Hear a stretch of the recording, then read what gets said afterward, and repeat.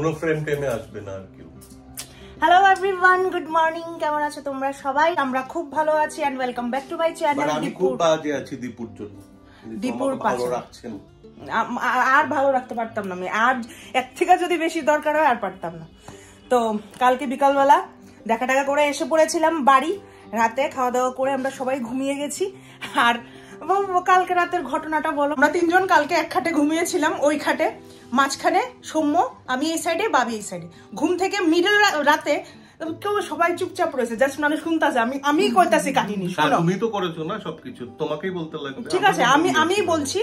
আমার এতটুক জায়গা পাশে, বাবির এতটুক জায়গা পাশে, আর হে মাঝখান দিয়ে এমনি ঘুমাইছে ভারতনাট্যমের মুদ্রা নিয়ে। হ্যাঁ, এমনি ঘুমাইতেছে। আমি কালকে রাত্রে বারবার, লসটা না আমারই হয়, কালকে রাত্রে বারবার আমি কইছি যে আমি একসাথে একই খাটে ঘুমাইতাম না, তোমরা দুজন। অ্যাকচুয়ালি প্রবলেম কি, এই ঘরের ওই জানলা দিয়ে কালকে বলেছিলাম না কালকে যে ওই ঘরের ওই জানলা একটা করাপ্ট জানলা হয়ে গেছে। তো এই জানলাটা এই ঘরে, আমরা এই ঘরটাকে এখন অ্যাভয়েড করি। রাত্রিবেলা পোস্ট সানডাউন আমরা এই ঘরে আসাটা অ্যাভয়েড করি। আমরা কালকে আমি আর দীপশিত গিয়ে শুয়ে পড়েছিলাম, আমরা ভেবেছি দাদা ভাই আর আসবে। হ্যাঁ, আমি দাদা ভাই দেখি মাঝরাতে এসে বলে তোরা কেমন ফাজিল মায়া হইলে তারা ঘুমায় গেছিস। তুমি তো এখানে বসে কাজ করছো। তারপরে ও চলে যাচ্ছিল, তখন আমি আবার জিজ্ঞেস করছি তুই ঘুমাবি না? চলে যাচ্ছিস? না না আইতাছি আমি ওখানে।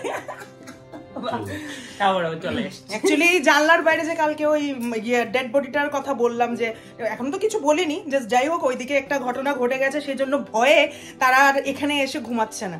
তো যাই হোক ওই তিনজনের ঘুমানোর চক্করে আজকে আমার ব্যাক পেইন, আমি নড়াচড়া করতে পারতাছি না প্রচন্ড। আচ্ছা, এর একটা কথা, আমরার মতন তিনজন মানুষ উদ্দুর একটা খাটের মধ্যে জায়গা হয়, তো বুঝতেই পারতাছো। তো এই হ্যাঁ, তো এই হইলো গিয়ে ঘটনা। সকালবেলা ঘুম থেকে উঠলাম, এখন বাজে 12:30। তিনজন আমরা যাচ্ছি মাকে ডিসচার্জ করাতে। তো এখন আমরা রেডি হয়ে যাচ্ছি হসপিটাল। ঠিক আছে, ব্রেকফাস্ট সবাই হয়ে গেছে, কফি খাওয়া শেষ আমাদের। ও মা, আমি তো কফি আর বিস্কুট খেয়েছি না বাবু, তুমি তো আমাকে বানিয়ে দিয়েছো বাবু বাবু। তো এই আর কি, যাচ্ছি, যাই, দেখা যাক, চলো। এই আমাদের আগরতলার ভাঙাচোরা গাড়ি। এই গাড়িটা শুধু সৌম্য আসলেই চালাতে পারে, আর কেউ চালাতে পারে না। মেকানিক যতই দাও না কেন, সবাই বলে যে না এই গাড়িটা চলবে না, এই না সেই না, বাট সৌম্যর হাতে এই গাড়ি চলে, আর সৌম্য আসলেই এই গাড়ি চলে, আর কোনো সময় গাড়ি চলে না। দেখতেই তো পাচ্ছ, শুনতেই তো পাচ্ছ শব্দটা। আর এই ভাঙা গাড়ি, মানে এই গাড়ির দিয়ে আমরা অনেক ভালো সময় যেমন কাটিয়েছি, তেমন অনেক কিছু খারাপ জিনিসও ফেস করেছি, অনেক কিছু।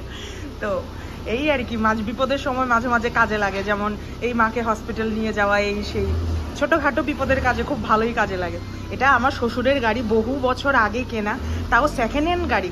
এই গাড়িটা আছে এই বাড়িতে মিনিমাম আরও 10 বছরের উপর, আর এই গাড়িটা আরও 2-3 বছর আগেরই ছিল। তো 15-16 বছর ধরে খুব ভালো সার্ভিস দিচ্ছে, তাই পাপা এখনো এটার মায়া ছাড়তে পারে না। না রে ভাই, পাপা এই গাড়িটার মায়া ছাড়তে পারে না, অনেক বছর সার্ভিস দিচ্ছে। কি হয়েছে তোর, মন খারাপ করে আবার?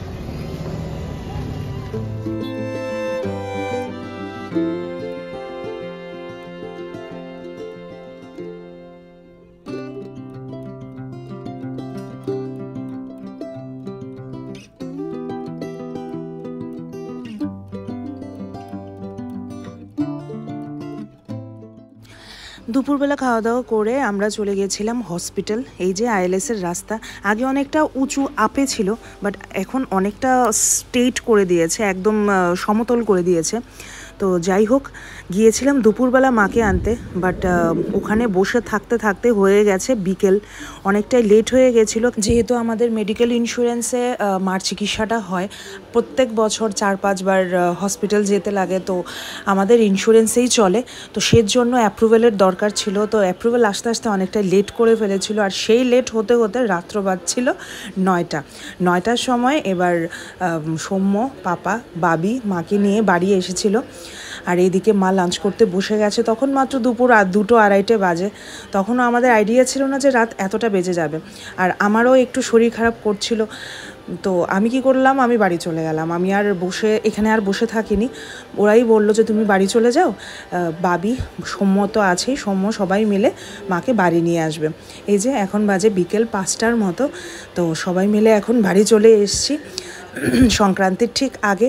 প্রত্যেক বছর এই হয়, সংক্রান্তি সময়টা, নতুন বছরের সময়টাতেই মা অসুস্থ হয়ে পড়ে, আর ওই টাইমে হসপিটালে মানে যাওয়া চাই। যাই হোক, তো মা এখন বাড়ি এসে পড়েছে। তো চলো, এই ছিল আজকের দিনটা। বেশি একটা বড় করতে পারিনি ব্লগটা।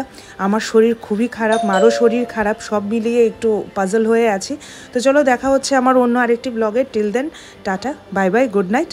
দেখা হচ্ছে, ভালো থেকো তোমরা সবাই।